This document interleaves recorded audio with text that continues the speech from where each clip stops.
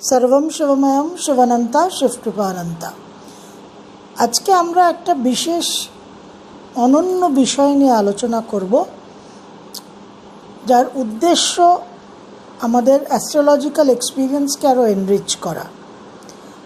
অ্যাস্ট্রোলজিতে অবশ্যই গ্রহ নক্ষত্র এবং কালপুরুষের রাশিচক্র একটা বেসিক ফ্রেমওয়ার্ক, কিন্তু জ্যোতিষশাস্ত্র যেহেতু মানব জীবনকে কেন্দ্র করে একটা বিষয়, সুতরাং হিউম্যান লাইফের যে টোটাল রেঞ্জ, মানব জীবনের যে পরিসরটা, সেটাকে শুধু গ্রহ নক্ষত্র, গ্রহ সঞ্চার আর মাসিক রাশিফলে কিন্তু সীমিত রাখাটা একটা মূর্খামি। তো আপনারা জানেন, যারা আমার নিয়মিত দর্শক, যে এই অ্যাস্ট্রোলজিক্যাল এক্সপিরিয়েন্সকে আরও এনরিচ করা, আরও ইন্টারেস্টিং করাটা আমার একটা সবসময়কার প্রয়াস। আমি সবসময় একটা প্রচেষ্টা করি। তো সেই জায়গা থেকেই আজকে আমরা একটা অন্য পার্সপেক্টিভে, অন্য দৃষ্টিকোণে একটা বিশেষ আলোচনা করব। একজন 19th সেঞ্চুরি জার্মান হিস্টোরিয়ান ছিলেন, তার নাম কার্ল ল্যাম্প্রেক্ট। যারা ইতিহাসের ছাত্রছাত্রী, যারা ইতিহাসের সঙ্গে যুক্ত, তারা নিশ্চয়ই ওনার নাম শুনেছেন, কার্ল ল্যাম্প্রেক্ট। এই কার্ল ল্যাম্প্রেক্ট তার সময় একটা খুব বিপ্লব, একটা আলোড়ন সৃষ্টি করেছিলেন। কারণ উনি ইতিহাসের যে ট্রেন্ডটা, যেভাবে ইতিহাসকে চর্চা করা হয়, সেই চর্চার জায়গায় কিছু প্রশ্নচিহ্ন তুলেছিলেন। According to Karl Lamprecht, history is not just chronology of events and politics. শুধু ঘটনাক্রম, রাজনীতি নিয়ে ইতিহাস নয়, সাইকোলজিক্যাল ফোর্সেস এবং socio psychological development of human beings, এই বিষয়টার উপর উনি একটা গুরুত্ব দিয়েছিলেন। এবং মানব জাতির যে একটা বিভিন্ন মনস্তাত্ত্বিক পর্ব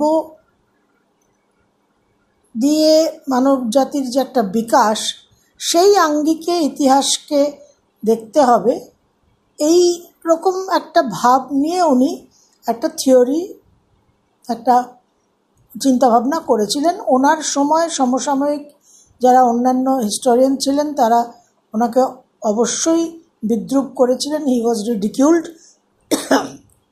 কিন্তু ওনার যে ফ্রেমওয়ার্কটা, যে মডেলটা, দ্য কার্ল ল্যাম্প্রেক্ট ন্যারেটিভ, এই মডেলটা কিন্তু শ্রী অরবিন্দ ব্যবহার করেছেন তার হিউম্যান সাইকেল বইতে।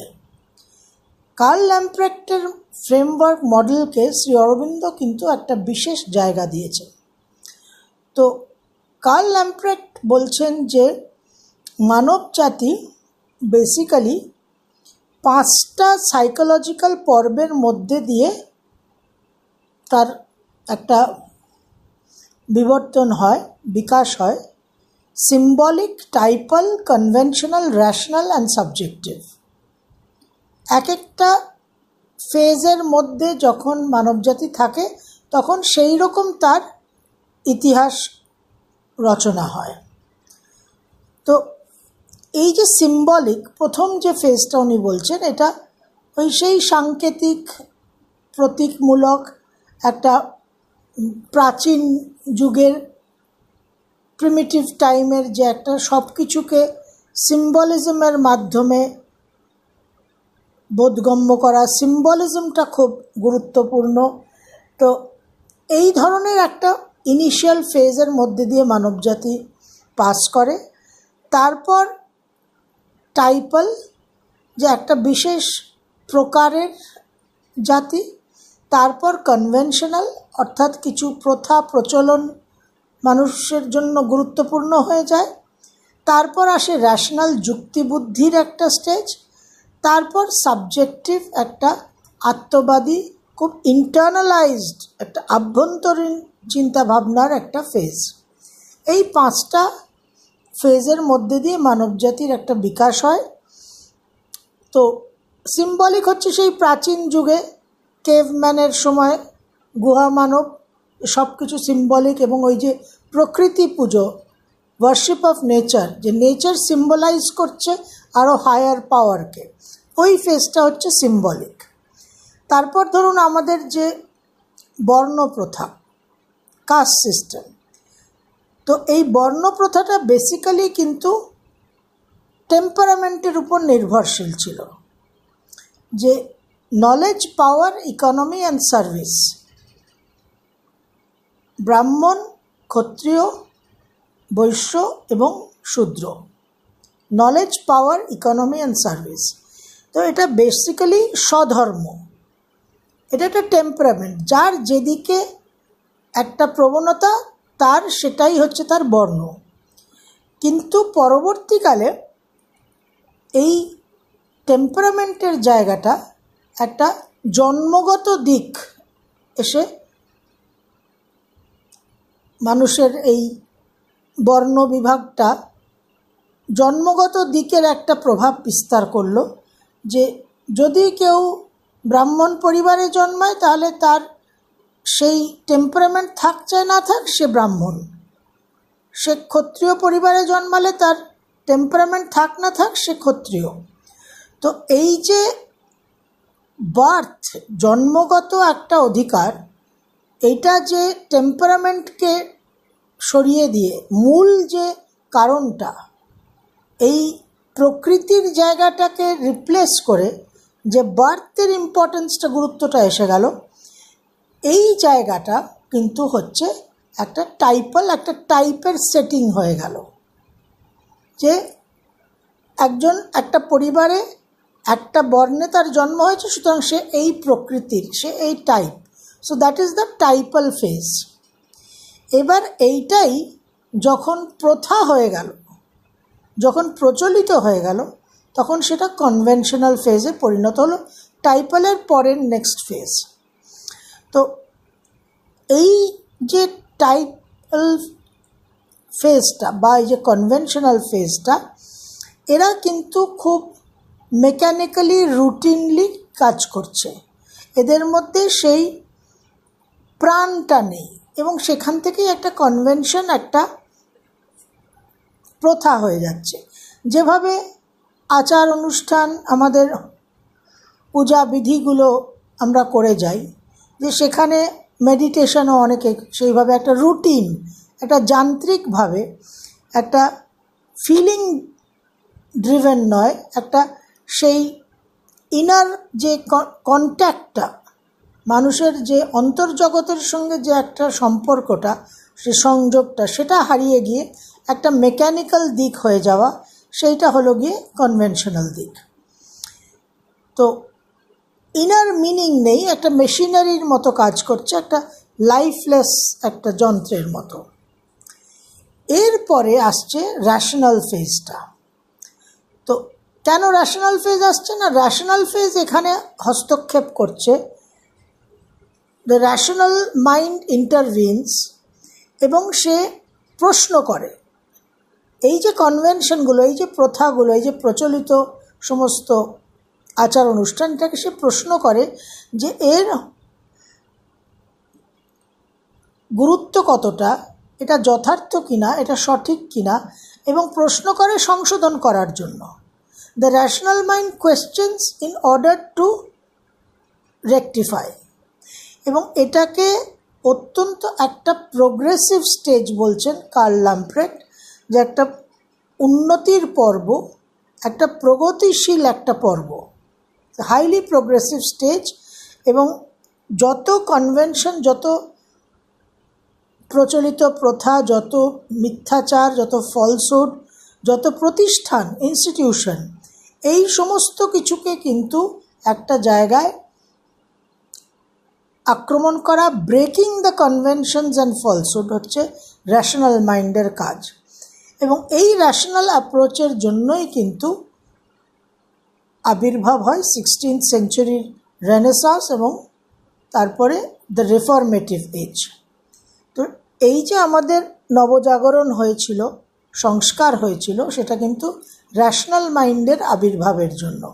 তো কার্ল ল্যাম্প্রেট এইভাবে ইতিহাসে মানব সভ্যতার এক একটা পর্বকে সাইকোলজিক্যাল এক একটা মডেলের মধ্যে ক্যাপচার করেছেন এবং উনি বলছেন যে এই সাইকোলজিক্যাল ফোর্সেসের দৃষ্টিভঙ্গিতেই প্রেক্ষিতেই কিন্তু ইতিহাসকে স্টাডি করা দরকার, ইতিহাসের চর্চা করা দরকার। এবার এই যে র্যাশনাল মাইন্ড এলো, র্যাশনাল মাইন্ড এসে ওই ভুল প্রথাগুলোকে, ওই ভুল চিন্তাভাবনাগুলোকে, যান্ত্রিক আচরণগুলোকে সংশোধন করলো, তারপরে আবার সেখানে একটা ভুল ত্রুটি ভ্রান্তির উদ্ভব, আনাদার এরর সেটস ইন।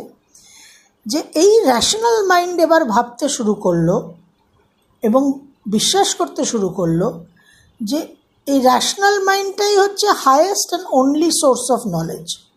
সে নিজেকে সর্বা মনে করছে যে সেই হচ্ছে হায়েস্ট সোর্স অফ নলেজ, তার চেয়ে সুপিরিয়র, তার চেয়ে উন্নত আর কিছু নেই। এবং র্যাশনাল মাইন্ডের বাইরে, র্যাশনাল মাইন্ডকে অতিক্রম করে যা কিছু আছে সব কিছুকে সে কিন্তু অস্বীকার করছে, clauses the doors beyond itself, two everything beyond itself. এবং তখন আবির্ভাব হচ্ছে, নেক্সট স্টেজ হচ্ছে সাবজেক্টিভ ফেজ, যেখানে একটা মানুষের ইনার কনভিকশন, কোনো প্রমাণ নেই কিন্তু একটা অন্তর্জগতের অনুভূতি, একটা মেটেরিয়াল প্রুফ কিছু নেই কিন্তু নিজস্ব একটা এক্সপিরিয়েন্স, একটা অনুভবের, একটা অন্তর্জগতের বোধের একটা সাইকোলজিক্যাল ফেজ। তো এই 5টা ফেজে উনি মানব জাতির যে সভ্যতার ক্রমবিকাশ সেটাকে উনি ক্যাপচার করছেন এই ফ্রেমওয়ার্কের মধ্যে। এবং এই ফ্রেমওয়ার্কের মধ্যেই উনি বলছেন যে ইতিহাসকে চর্চা করা উচিত, সেটাই ইতিহাসের সঠিক চর্চার দৃষ্টিভঙ্গি। এবার এই যে 5টা পর্বে উনি মানবজাতির বিকাশকে, উন্নতিকে বিভাজিত করেছেন, symbolic, typal, conventional, rational and subjective, এই ফ্রেমওয়ার্কে, এই নেরেটিভে কিন্তু আমরা একটু অ্যাস্ট্রোলজিক্যাল আলোচনাটা করব। যে অ্যাস্ট্রোলজি সাবজেক্টটা, জ্যোতিষ শাস্ত্রটা প্রাইমারিলি কিন্তু সিম্বলিক, সব কিছুই প্রতীক, প্রত্যেকটা গ্রহ আমাদের জীবনের প্রতীক, বুধ বুদ্ধির প্রতীক, বৃহস্পতি জ্ঞানের প্রতীক, মঙ্গল এনার্জির প্রতীক, চন্দ্র মনের প্রতীক, চন্দ্র মায়ের প্রতীক, রবি পিতার প্রতীক, রবি অথরিটি প্রতীক, শনি ডিসিপ্লিনের প্রতীক। এইভাবে সব কিছুর একটা সিম্বলিজম আছে। সুতরাং অ্যাস্ট্রোলজি প্রাইমারিলি একটা সিম্বলিক সাবজেক্ট। এবার যে অ্যাস্ট্রোলজি প্র্যাকটিস করছে, অ্যাস্ট্রোলজার, জ্যোতিষী, তার মধ্যে একটা র্যাশনাল দিক থাকতে হবে, কারণ একটা ম্যাথমেটিক্যাল সাইড আছে, একটা বুদ্ধি প্রয়োগের সাইড আছে, প্লাস তার মধ্যে সাবজেক্টিভ সাইডটাও থাকতে হবে, কারণ একটা ইনার কানেকশন, ইনার ইন্টুইশনটা ভীষণ ভীষণ গুরুত্বপূর্ণ। তো কার্ল ল্যাম্প্রেট যে 5টা সাইকোলজিক্যাল ফেজ নির্দিষ্ট করেছেন, এই এক একটা সাইকোলজিক্যাল ফেজ কিভাবে ইম্পর্ট্যান্ট, কিভাবে গুরুত্বপূর্ণ, সাবজেক্টের জন্য কোন ফেজটা ইম্পর্ট্যান্ট, সাবজেক্টের যে চর্চা করছে তার জন্য কোনটা ইম্পর্ট্যান্ট। সুতরাং একজন অ্যাস্ট্রোলজারের ক্ষেত্রে the subjective phase and the rational phase, এই দুটো পর্বই কিন্তু বিকশিত হতে হবে, পরিণত হতে হবে, ডেভেলপড হতে হবে। এবং সাবজেক্ট ইটসেলফ কিন্তু প্রাইমারিলি সিম্বলিক, জ্যোতিষশাস্ত্র। এবার আপনারা যারা অ্যাস্ট্রোলজিক্যাল গাইডেন্স নিতে আসছেন, যারা অ্যাস্ট্রোলজির সাহায্য নিতে আসছেন, আপনারা বহু ক্ষেত্রে দেখা যায় যে যেহেতু সাবজেক্টটা সিম্বলিক এবং অ্যাস্ট্রোলজারের ইনটুইশনটা সাবজেক্টিভ, তো র্যাশনাল আনসার যদি চান, পিওরলি র্যাশনাল, পিওরলি ম্যাথমেটিক্যাল, সেক্ষেত্রে কিন্তু আপনাদের সেই উত্তর সঠিকভাবে আপনারা পাবেন না। whenever you are seeking astrological guidance, যখন জ্যোতিষশাস্ত্রের শরণাপন্ন হচ্ছেন, তখন পিওরলি র্যাশনাল যুক্তি বুদ্ধির যে ক্ষেত্রটা, সেই ক্ষেত্রকে অবলম্বন করে যদি আপনি আপনার উত্তর আশা করেন, সেটা কিন্তু সম্ভব হবে না। কারণ সাবজেক্টটা সিম্বলিক এবং যে সাবজেক্টটা ডিল করছে সে হচ্ছে সাবজেক্টিভ। যদিও তার ডিলিংয়ের মধ্যে কিছুটা র্যাশনাল দিক আছে, কারণ ম্যাথামেটিক্যাল ক্যালকুলেশনগুলো আছে, দশাগুলো ক্যালকুলেশন করা, চার্টটাকে তৈরি করা, সেগুলো আছে, কিন্তু উত্তরটা যে কমপ্লিটলি সবসময় র্যাশনাল হবে তা কিন্তু নয়। এইবার টাইপাল যে ফেজটা, একজন মানুষের যদি টাইপাল পর্বটা খুব স্ট্রং হয়, কিছু ফিক্সড আইডিয়াস যদি তার মধ্যে থাকে, যেটা আমরা বেশিরভাগ ক্ষেত্রে দেখি। আপনারা সবসময় প্রশ্ন করেন যে আমার বৃহস্পতিটা অমুক ঘরে আছে, বা আমার এখন বুধের দশা চলছে, এক একটা কিছু ফিক্সড ধরে নিয়ে, এবং মনের মধ্যে যে ফিক্সড আইডিয়াস, যে শনি মানে খারাপ, ভৌমদোষ মানে খারাপ, বৃহস্পতি মানে খুব ভালো, এই যে কিছু ফিক্সড আইডিয়াস, এই টাইপাল পর্বটা, এই টাইপাল ফেজটা যাদের মধ্যে স্ট্রং, তাদের পক্ষেও কিন্তু অ্যাস্ট্রোলজির যে উপযোগিতা, অ্যাস্ট্রোলজির যে এফেক্টিভনেসটা, সেটা কিন্তু তাদের পক্ষে রিসিভ করাটা খুব সমস্যা হয়ে যায়। পাত্র হিসেবে কিন্তু আপনারা অনেকটাই বঞ্চিত হন, ডিপ্রাইভড হন। এখানে এই টাইপালের সঙ্গে কনভেনশনাল ফেজটাও খুব নিবিড়ভাবে সংযুক্ত, কারণ এই সাড়ে সাতি, এই ভৌমদোষ, এই কালসর্পদোষ, এইগুলো নিয়ে যে ফিক্সড কিছু আইডিয়াস, এই ফিক্সড আইডিয়াস একজনের মাথায় থাকলে, একজনের মনের মধ্যে যদি কিছু ফিক্সড আইডিয়াস গেঁথে থাকে, সেখানে কিন্তু তাকে সাবজেক্টিভলি, সিম্বলিক্যালি কিছু, ইনটুইটিভলি কিছু বোঝানো, তাকে রিসিভ করানো কিন্তু একটা বিশেষ সমস্যা হয়ে দাঁড়ায়। এবার যেটা একজন অ্যাস্ট্রোলজার একটা চার্ট দেখে স্টাডি করেন, তার যে সাবজেক্টিভ ইনটুইশন, তার যে একটা ইনার আন্ডারস্ট্যান্ডিং, সেটা অভিজ্ঞতার মাধ্যমে, একাধিক হরোস্কোপ দেখার মাধ্যমে, এক্সপিরিয়েন্সের মাধ্যমে কিন্তু র্যাশনাল ডেটাতে পরিণত হয়। কিন্তু আজকাল এবং বহুদিন ধরে বহু মানুষ, যেহেতু আপনারা অ্যাস্ট্রোলজি নিয়ে ডিলিং করেন, নাড়াচাড়া করেন, বইপত্র ঘাটেন, ইন্টারনেটে, বিশেষ করে ইন্টারনেটে নানান রকম সাইট দেখেন, আপনারা কিছু ফিক্সড আইডিয়াস পাচ্ছেন। কিন্তু ওই ফিক্সড আইডিয়াসগুলো সবসময় অ্যাপ্লিকেবল নয়, প্রযোজ্য নয়। এবং একজন অ্যাস্ট্রোলজার তার অন্তর্জগতের অনুভূতি থেকে যেটাকে অনুভব করেছে এবং যেটাকে অজস্র হরোস্কোপে, জন্মছকে, মানুষের জীবনে ঘটতে দেখেছে, বাস্তবায়িত হতে দেখেছে, তার কাছে ওটা র্যাশনাল ডেটা, ওটা এম্পেরিক্যাল ডেটা। এবার আপনারা সেটাকে কিন্তু, সেই ডেটাটাকে, পার্টিকুলারলি একজন অ্যাস্ট্রোলজারের যে অভিজ্ঞতার জায়গা, যে ক্লিনিক্যাল নলেজ, সেটা কিন্তু আপনারা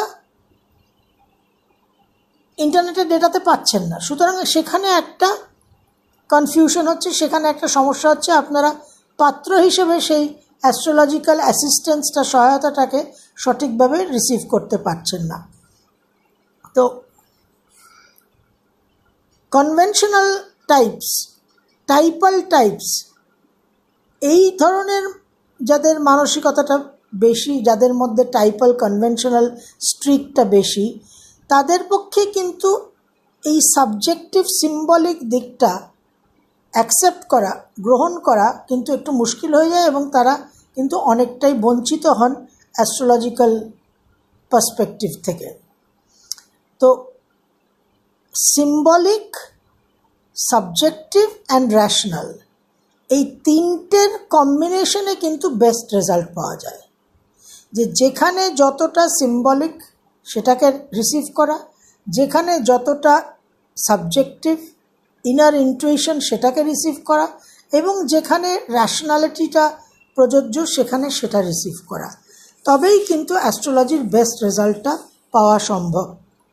বহু মানুষ আছেন যারা প্রশ্ন করেন কনসালটেশনের সময়, হ্যাঁ আপনি এরকম বলছেন, কিছুদিন আগে একজন বললেন হ্যাঁ আমার ছেলের তো রাহুকেতু তুঙ্গস্থ। তো রাহুকেতু তুঙ্গস্থ উনি জানেন, উনি নানান জায়গায় পড়েছেন, দেখেছেন, নানান অ্যাস্ট্রোলজার ওনাকে বলেছেন, কিন্তু রাহুকেতু তুঙ্গস্থর রেজাল্ট কিন্তু উনি জীবনে কিছু পাচ্ছেন না। প্র্যাকটিক্যাল লাইফে কিন্তু ওনার কোনো অনুভূতি নেই, এক্সপিরিয়েন্স নেই, কিন্তু যেহেতু ওটা টাইপাল কনভেনশনাল মাইন্ডসেট সাইকোলজি, সাইকিতে ঢুকে গেছে, সেহেতু ওটাকেই উনি ফলো করছেন, ওটাকেই উনি অনুসরণ করছেন।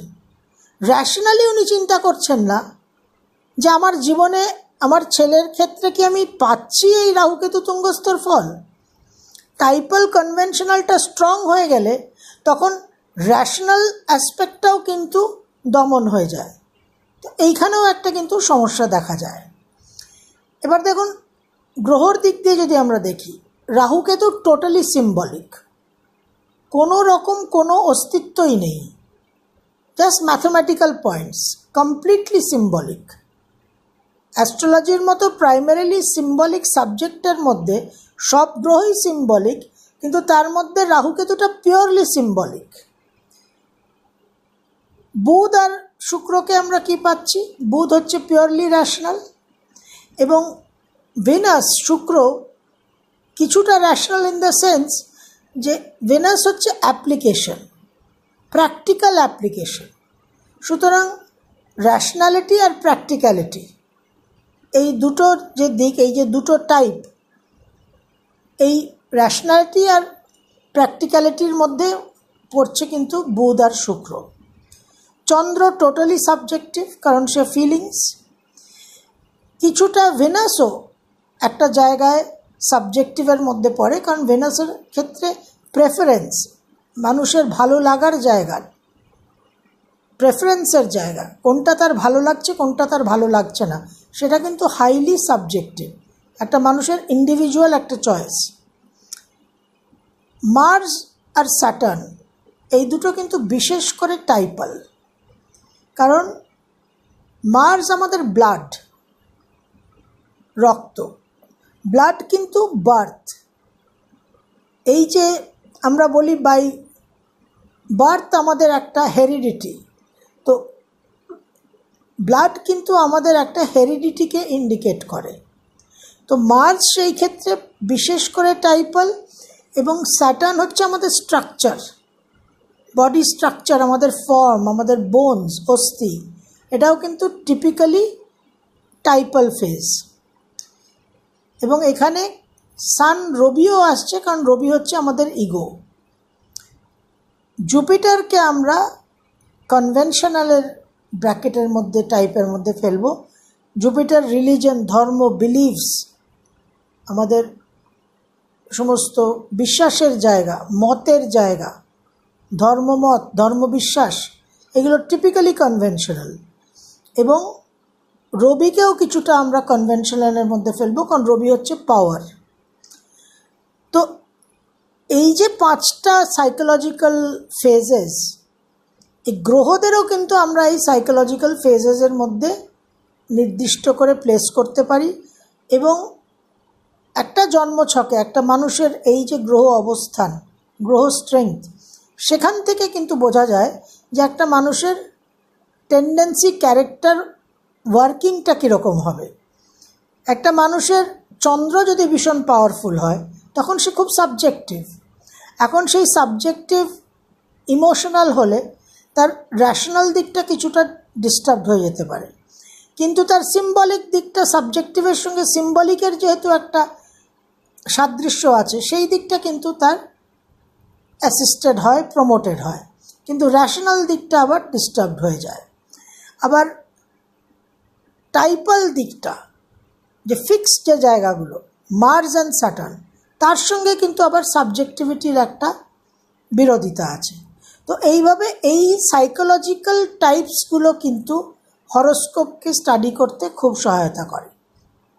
দ্বন্দ্ব, কনফ্লিক্ট, সমস্যা কোথায় হয়, যে একটা বুধ শুক্র র্যাশনালিটি অ্যান্ড প্র্যাকটিক্যালিটি কোয়েশ্চেন করে টাইপাল আর কনভেনশনালকে। আমরা আগেই জেনেছি যে যখন টাইপাল কনভেনশনাল হয়ে গেল, ফিক্সড হয়ে গেল, তখন সেই জায়গাকে প্রশ্ন করার জন্য, সংশোধন করার জন্য র্যাশনাল ফেজটার আবির্ভাব হচ্ছে। সুতরাং মঙ্গল, শনি, বৃহস্পতিকে বুধ আর শুক্র কোয়েশ্চেন করে, প্রশ্ন করে, এবং দে ট্রাই টু রেকটিফাই। এবং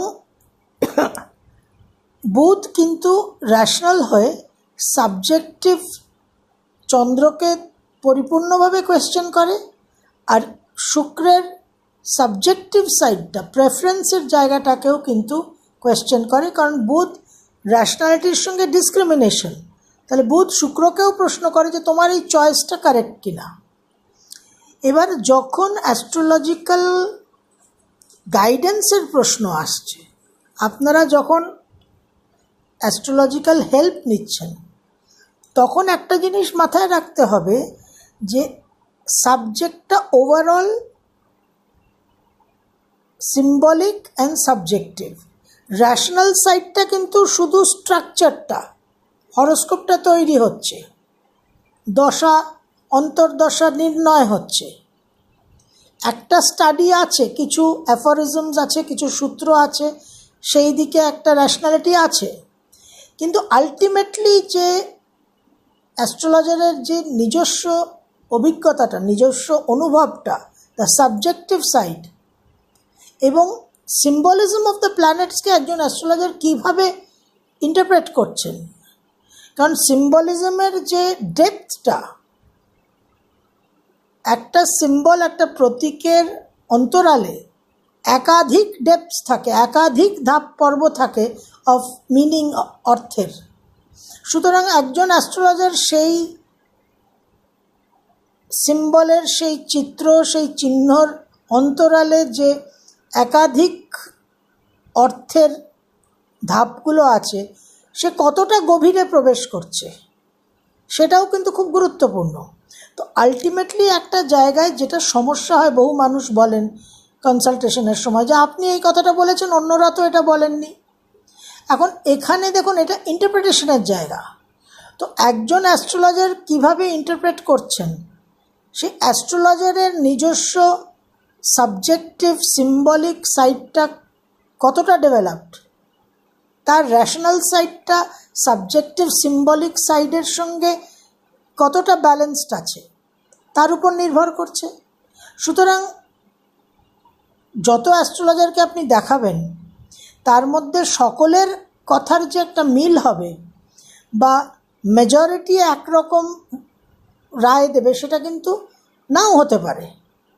কারণ অ্যাস্ট্রোলজারের সাবজেক্টিভ, সিম্বলিক আর র্যাশনাল সাইডের কতটা কি প্রপোর্শন, কি পরিমাণে আছে, সেটার উপর কিন্তু নির্ভর করবে একজন অ্যাস্ট্রোলজার একটা জন্মছককে এবং অ্যাস্ট্রোলজি অ্যাজ আ হোলকে কী দৃষ্টিভঙ্গি থেকে দেখছে। এবং যখন অ্যাস্ট্রোলজির সাহায্য নেবেন, তখন একটা জায়গায় কিন্তু অ্যাকসেপ্টেন্স তৈরি করতে হবে যে আপনারা প্রাথমিকভাবে যাই ইন্টারনেটে দেখে থাকুন না কেন, সেগুলো সব ফ্র্যাগমেন্টেড, ডিভাইডেড, সেপারেটেড নলেজ।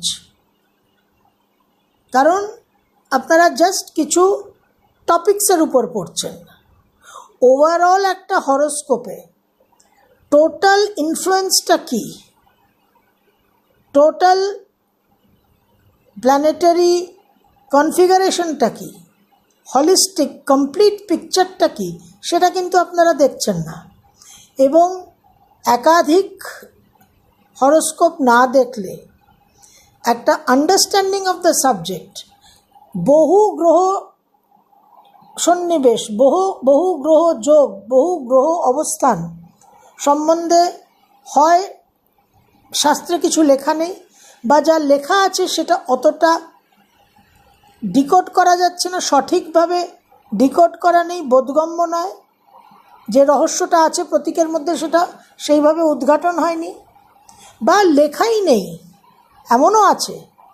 যে সেইভাবে উল্লেখই নেই যে একটা দুটো গ্রহর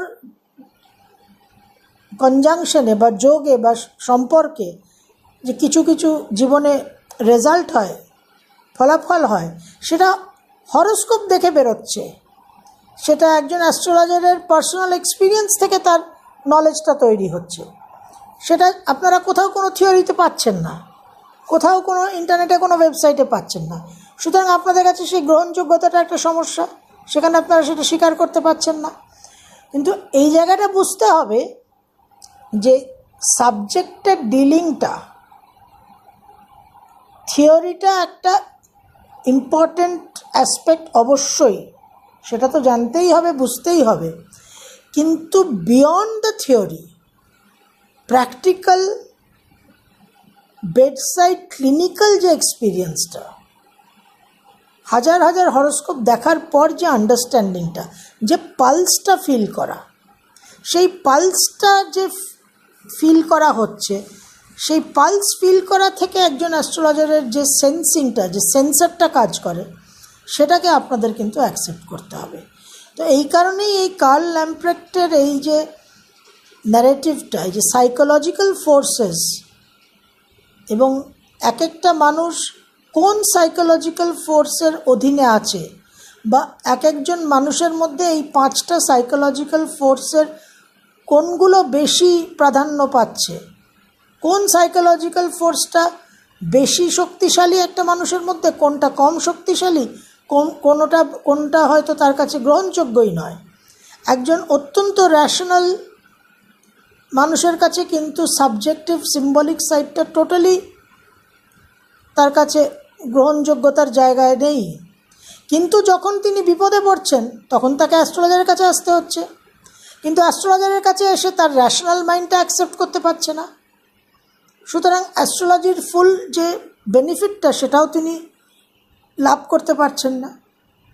কিন্তু যে মানুষের মধ্যে একটা সাবজেক্টিভ সিম্বলিক জায়গাটা বলবান বা স্ট্রং, সেই সমস্ত মানুষের জন্য কিন্তু অ্যাস্ট্রোলজিক্যাল সহায়তাটা অনেক সহজে তারা লাভ করতে পারেন, পাত্র হিসেবে তারা কিন্তু অনেক বেশি সুটেবল।